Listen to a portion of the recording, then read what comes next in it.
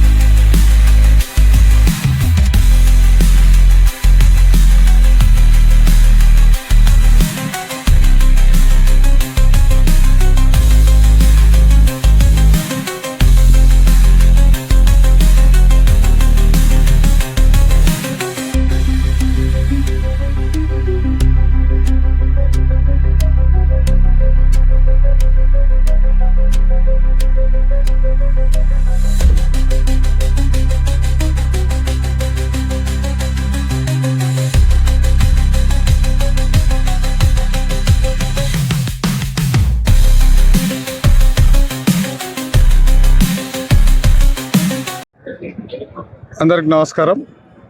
ఈరోజు వనపర్తి జిల్లా శ్రీరంగపూర్ మండల కేంద్రంలో శ్రీ రంగనాథ స్వామి బ్రహ్మోత్సవాల్లో భాగంగా ఈరోజు రథోత్సవం ఉండే. ఈ కార్యక్రమం గౌరవ శ్రీకృష్ణ మన వనపర్తి రాజులు శ్రీకృష్ణదేవరాయలు గారు వాళ్ళ ఫ్యామిలీ పరంగా వంశపారంపరంగా వాళ్ళు చేస్తున్నారు. వారి ఆధ్వర్యంలో జరుగుతున్న ఈ కార్యక్రమంలో ఇక్కడ గ్రామానికి సంబంధించిన సర్పంచ్, మిగతా మా పార్టీ నాయకులు, Wanaparthy Pebbair municipal chairmans, Wanaparthy Pebbair market chairmans, 2 మండలాల అందరు సర్పంచులు, మా నాయకులందరూ ఈ కార్యక్రమంలో పాల్గొనడం జరిగింది. ఈ మన రంగనాథ స్వామి టెంపుల్కు చాలా చరిత్ర ఉంది. ఇక్కడ అప్పట్లోనే రిజర్వాయర్ కట్టుండే వనపర్తి రాజా గారు. సప్త సముద్రాల్లో ఇది కూడా ఒక రిజర్వాయర్ కట్టుండే. ఈ టెంపుల్కు సంబంధించి, ఈ రంగనాయక స్వామికి సంబంధించి ఈరోజు మా వనపర్తి నియోజకవర్గంతో పాటు కొల్లాపూర్ మిగతా చాలా పెద్ద ఎత్తున ప్రజలందరూ దర్శించుకుంటున్నారు. సో రాబోయే రోజులలో ఈ టెంపుల్కి సంబంధించి ఆ రాజాగారు వాళ్ళ ట్రస్ట్ తరపున, అట్లనే గవర్నమెంట్ తరపున ఈ రోడ్ ఒకటి దాదాపు 2 కోట్లతో రథోత్సవం చేసేటప్పుడు కొంచెం ఇట్లా కార్నర్ ఉందని ఒకటి కొత్తగా శాంక్షన్ చేసినాం. దాంతోపాటు ఇక్కడికి వచ్చే యాత్రికుల కోసం 150 లక్షలు పెట్టి గెస్ట్ హౌస్ కూడా కంప్లీట్ కాబోతుంది. దాంతోపాటు ఈ రంగసముద్రం బండి మీద 5 కోట్లతో ఒక బోటింగు, మిగతా మినీ ట్యాంక్ బండ్ కాన్సెప్ట్లో ఇది కూడా డెవలప్ చేసి ప్రజలకు ఉపయోగం వచ్చేటట్లు, శ్రీరంగపూర్ మండల కేంద్ర ప్రజలకందరికీ ఉపయోగపడేటట్లు ఇవన్నీ రాబోయే రోజులలో ఇక్కడ పెద్ద టూరిజం స్పాట్ చేయడానికి మేము, మా ప్రభుత్వం, గౌరవ రేవంత్ రెడ్డి గారి ఆధ్వర్యంలో ఇవన్నీ చేస్తున్నాం. అట్లనే ఈ చెరువుకు సంబంధించి ఆ గేట్లు తెరిచినప్పుడు వర్షాకాలంలో హెవీ రెయిన్ వస్తుండే, దాని వెనకాల ఉన్న రైతులు, మన శ్రీరంగపూర్ రైతులు కానీ, సేర్పల్లి రైతులు కానీ, మిగతా గ్రామాల రైతులందరూ ఆ పొలాలు కోసుకపోతున్నాయని చెప్పారు.